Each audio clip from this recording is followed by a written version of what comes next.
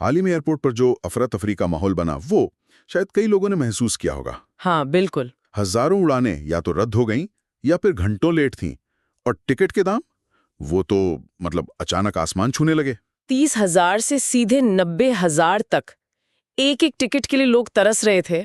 और ये सब इसलिए हुआ क्योंकि भारत की सबसे बड़ी एयरलाइन इंडिगो अचानक एक बड़े संकट में फंस गई। हाँ, ऐसा लगा जैसे देश के हवाई ट्रैफिक का एक बड़ा हिस्सा मतलब अचानक से थम सा गया हो। बिल्कुल। और ये सिर्फ आंकड़ों की बात नहीं है। हमारे सूत्रों में एक बहुत ही मार्मिक कहानी है, एक महिला यात्री की जो एयरपोर्ट पर घंटों फंसी रही और सैनिटरी पैड जैसी जरूरी चीज के लिए भी परेशान हो रही थी। ये छोटी छोटी मानवीय कहानियां ही दिखाती हैं कि असर कितना गहरा था। सही कहा। लेकिन आज की हमारी ये पड़ताल सिर्फ एक एयरलाइन की समस्या के बारे में नहीं है करती है। ये एक वार्निंग साइन है, एक अलार्म है जो बज रहा है। तो आज का मिशन साफ है। हम ये समझने की कोशिश करेंगे कि जब कोई एक सेक्टर, चाहे वो हवाई यात्रा हो, डिजिटल पेमेंट्स हो या टेलीकॉम, हाँ, सिर्फ एक या दो कंपनियों पर इतना ज्यादा निर्भर हो जाता है तो ये पूरे देश के लिए एक सिंगल पॉइंट ऑफ फेलियर कैसे बन जाता है। चलिए इन तीनों क्षेत्रों की गहराई से जांच करते हैं और समझते हैं कि इस निर्भरता की असली कीमत क्या है। ठीक है, तो आइए इसे खोलकर समझते हैं। इंडिगो की ये समस्या आखिर शुरू कहाँ से हुई? मतलब हजारों फ्लाइट्स अचानक रद्द क्यों होने लगी? क्या उनके पास अचानक पायलट ही खत्म हो गए थे? पायलट खत्म नहीं हुए थे, लेकिन उन्हें इस्तेमाल करने के नियम बदल गए थे। वजह थी FTL, मतलब फ्लाइट ड्यूटी टाइम लिमिट के नए नियम। अच्छा। और ये नियम असल में पायलटों की सुरक्षा और उनके आराम को ध्यान में रखकर बनाए गए थे। मकसद तो अच्छा था कि थके हुए पायलट प्लेन ना उड़ाएं। एक मिनट, FDTL ये तो फ्लाइट सेफ्टी के लिए होता है ना? तो सेफ्टी के लिए बनाए गए एक अच्छे नियम से इतनी बड़ी गड़बड़ कैसे हो गई? ये बात थोड़ी समझ नहीं आई। हाँ, यहीं पे सारा पेच है। हुआ ये कि इन नए नियमों में कई बड़े बदलाव किए गए। मैं एक उदाहरण देती हूँ। पहले जहां एक पायलट को 2 उड़ानों के बीच कम से कम 8 घंटे का आराम मिलता था, 8 घंटे ठीक है। नए नियम ने उसे बढ़ाकर 10 घंटे कर दिया। साथ ही रात की उड़ानों पर पहले से ज्यादा सख्त सीमाएं लगा दी गईं। और तो और रात की जो परिभाषा थी उसे भी और लंबा कर दिया गया, मतलब रात 12 से सुबह 6 बजे तक। सुनने में तो ये सिर्फ 2 घंटे का फर्क लगता है, लेकिन इसका असर इतना बड़ा कैसे हो गया? और जहां तक मुझे पता है इंडिगो का बिजनेस मॉडल तो काफी हद तक देर रात और सुबह सुबह की सस्ती उड़ानों पर ही टिका है। बिल्कुल, आपने नस पकड़ ली। जब आप हजारों पायलटों और फ्लाइट्स के विशाल रोस्टर को देखते हैं तो ये 2 घंटे का फर्क मतलब पूरे सिस्टम को हिला सकता है। अच्छा। इंडिगो का पूरा ऑपरेशनल ढांचा ही इन्हीं रेड आई फ्लाइट्स और सुबह की पहली उड़ानों के इर्द गिर्द बना था। उनका मॉडल क्विक टर्न अराउंड पर चलता है। मतलब प्लेन आया, जल्दी से साफ हुआ और अगले सफर पे निकल गया। एकदम। जैसे ही नए नियम लागू हुए, उनके पास इन उड़ानों को चलाने के लिए अचानक पायलट और क्रू की भारी कमी हो गई। एक झटके में उनका पूरा गणित ही बिगड़ गया। तो ये साफ तौर पर इंडिगो की प्लानिंग की कमी को दिखाता है। क्या उन्हें पता नहीं था कि नियम आने वाले हैं? ये कोई रातों रात तो हुआ नहीं होगा, उन्हें तैयारी करनी चाहिए थी। यकीनन ये सवाल तो उठता ही है। इन नियमों पर चर्चा काफी समय से चल रही थी, लेकिन इसका नतीजा ये हुआ कि एक कंपनी की समस्या ने पूरे देश के हवाई यात्रा को ठप कर दिया। हाँ, और खासकर छोटे शहरों में तो। बिल्कुल, खासकर रांची, पटना या इंदौर जैसे शहरों में, जहां लोगों के पास इंडिगो के अलावा कोई दूसरा मजबूत विकल्प था ही नहीं, वहां हालात और भी बदतर हो गए। लोग फंसे हुए थे। हाँ, और टिकट के दाम 5 गुना तक बढ़ गए थे। ये एक क्लासिक उदाहरण है कि जब एक ही कंपनी बाजार पर 60% से ज्यादा कब्जा कर लेती है तो उसकी एक छोटी सी चूक का खामियाजा पूरे देश को भुगतना पड़ता है। एयरपोर्ट पर फंसे होना और कहीं ना जा पाना तो एक बात है, लेकिन सोचिए क्या हो अगर आप कहीं फंसे ना हो, अपने घर के पास की दुकान पर खड़े हों और फिर भी कुछ खरीद ना पाएं। आपका बटुआ भरा हो, बैंक में पैसे हों, लेकिन आप एक कप चाय भी न ले सकें। डिजिटल पेमेंट की दुनिया में ये खतरा रोज बना रहता है। बहुत अच्छी तरह से जोड़ा आपने। इंडिगो की कहानी अकेली नहीं है। यही पैटर्न हमें डिजिटल पेमेंट की दुनिया में भी साफ साफ दिखता है, खासकर फोन पे के साथ। हाँ। जब फोन पे सिर्फ 20-30 मिनट के लिए बंद हो जाता है तो उसका असर इतना व्यापक और गहरा होता है कि शायद हम रोजमर्रा की जिंदगी में इसका अंदाजा भी नहीं लगा पाते। तो मतलब अगर फोन पे का सर्वर आधे घंटे के लिए बैठ जाए तो देश का लगभग आधा डिजिटल रिटेल मार्केट ठप, क्योंकि जहां तक मुझे पता है UPI ट्रांजैक्शन का एक बहुत बड़ा हिस्सा सिर्फ और सिर्फ फोन पे के जरिए हो रहा है। हाँ, आप बिल्कुल सही हैं।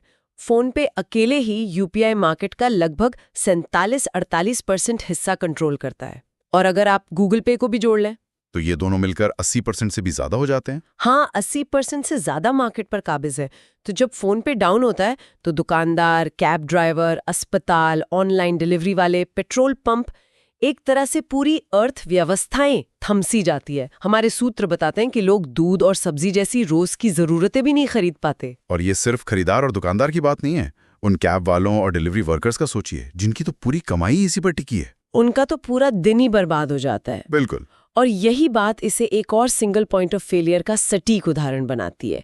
ये बिल्कुल वैसा ही है जैसे किसी शहर में पानी की सप्लाई के लिए सिर्फ एक ही बड़ी पाइपलाइन हो। सही बात। अगर वो पाइपलाइन फट गई तो पूरा शहर प्यासा रह जाएगा। जब देश के करोड़ों लोगों का लेन देन सिर्फ एक या दो ऐप्स पर इस कदर निर्भर हो जाए तो उनकी एक तकनीकी खराबी पूरे देश के आर्थिक पहिए को रोक सकती है। पानी की पाइपलाइन वाली बात बिल्कुल सही है। और ये निर्भरता सिर्फ पेमेंट तक ही सीमित नहीं है। असल में फोन पे या गूगल पे को चलाने के लिए भी तो हमें एक और चीज चाहिए, इंटरनेट। बिल्कुल। और उस दुनिया में तो निर्भरता शायद इससे भी ज्यादा गहरी है। हाँ, अब हम उस सेक्टर की बात कर रहे हैं जिसके बिना आज की डिजिटल इकोनॉमी एक कदम भी नहीं चल सकती, टेलीकॉम। यहां कहानी और भी ज्यादा केंद्रित है, क्योंकि यहां सिर्फ दो ही बड़े खिलाड़ी हैं। सिर्फ दो, जियो और एयरटेल। ओके। दोनों मिलकर भारत के 80% से ज्यादा वायरलेस सब्सक्राइबर बेस को कंट्रोल करते हैं। ये एकाधिकार से ज्यादा एक डुओपोली है।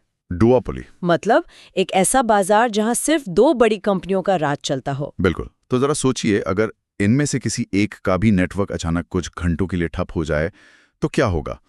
हम सबने कभी ना कभी नेटवर्क डाउन होने का अनुभव किया है, लेकिन अगर ये बड़े पैमाने पर हो तो इसके जो परिणाम होंगे वो बहुत भयानक हो सकते हैं। सबसे पहले तो बैंक के OTPs आने बंद हो जाएंगे। ओ हाँ। इसका मतलब है कि कोई भी online transaction, credit card payment कुछ भी नहीं हो पाएगा। फिर फोन पे और गूगल पे जैसे पेमेंट ऐप्स जो इंटरनेट पर चलते हैं वो काम करना बंद कर देंगे। ऑफिस की जरूरी कॉल्स, वीडियो कॉन्फ्रेंसिंग, बच्चों की ऑनलाइन क्लास, सब कुछ रुक जाएगा। सब कुछ एक झटके में रुक जाएगा। देश में एक तरह का कम्युनिकेशन ब्लैकआउट हो जाएगा। हमारे सूत्र में एक बहुत ही दमदार शब्द का इस्तेमाल किया गया है कि देश एक सूचना विहीन अंधेरे में पहुंच जाएगा। ये सुनने में बहुत नाटकीय लगता है, पर शायद हकीकत के करीब है। ये कोई बढ़ा चढ़ाकर कही गई बात नहीं है।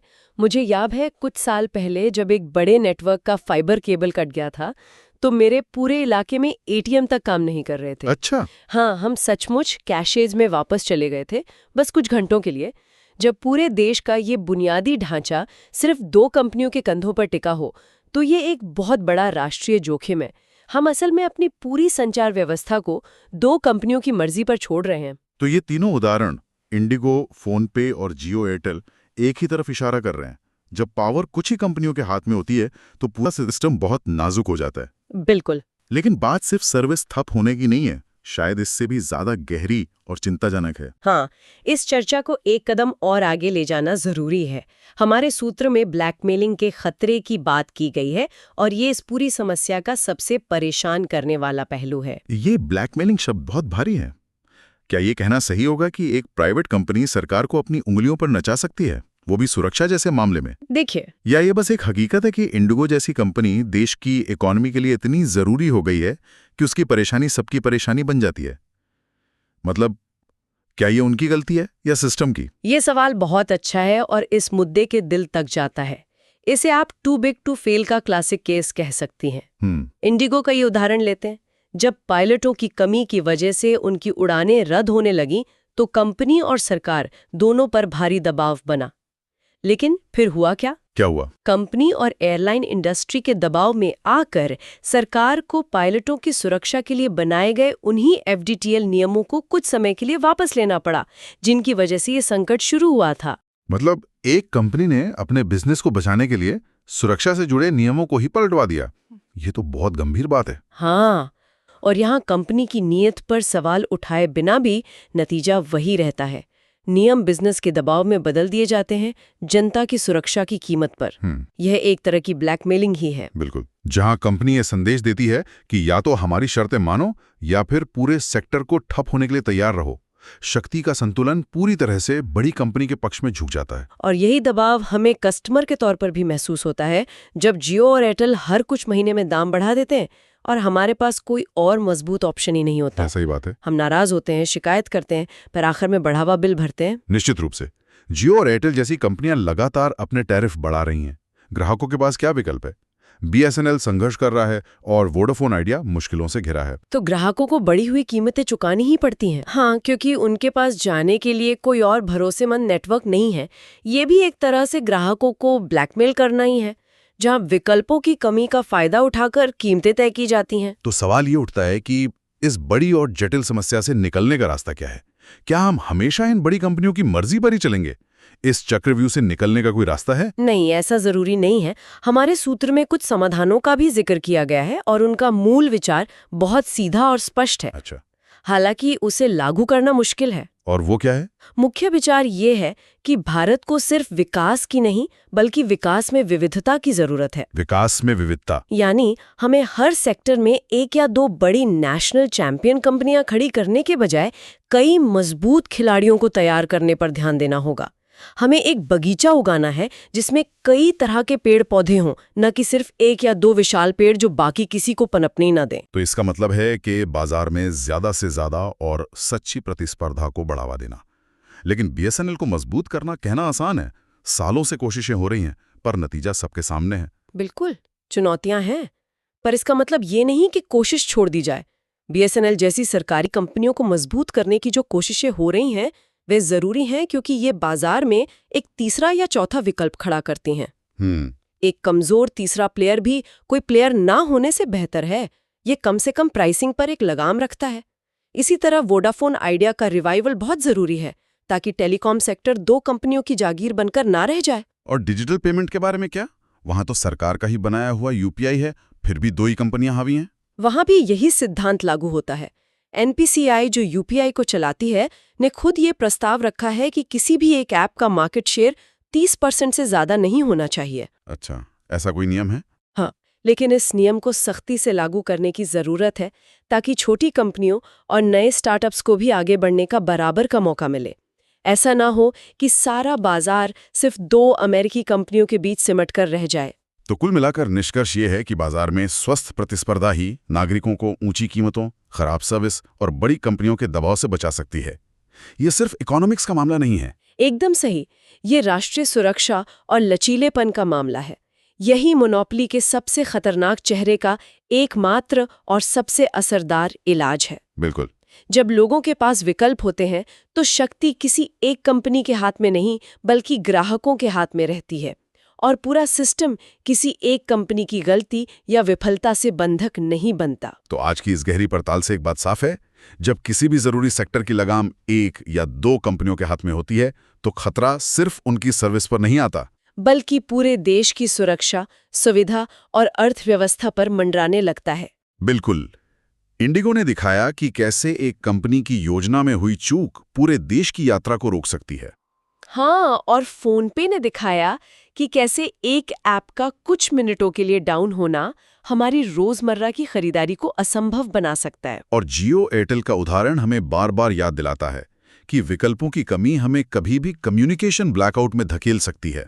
स्वस्थ प्रतिस्पर्धा सिर्फ एक आर्थिक जरूरत नहीं बल्कि देश को मजबूत और किसी भी संकट का सामना करने के लिए तैयार रखने की गारंटी है। और इसी सोच के साथ हम आज की चर्चा को यहीं समाप्त करते हैं, पर एक सवाल सोचने के लिए छोड़ जाते हैं। जरूर। अगर आज हमारे जीवन के 3 सबसे जरूरी क्षेत्र आना जाना, पैसे का लेन देन और एक दूसरे से बात करना सिर्फ मुट्ठी भर कंपनियों पर निर्भर हैं, तो अगला कौन सा क्षेत्र है जो इस सिंगल पॉइंट ऑफ फेलियर के जाल में फंसने वाला है? और जब वो लड़खड़ाएगा तो एक समाज के तौर पर हम कितने तैयार होंगे?